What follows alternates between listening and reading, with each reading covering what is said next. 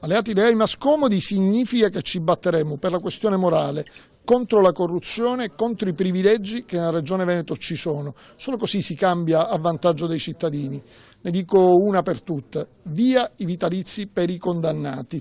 Questo non è possibile, che i consiglieri condannati non decadano da consiglieri ma si portano a casa a spese dei cittadini. Via la corruzione dagli appalti, perché se no non si mette in moto l'economia sana.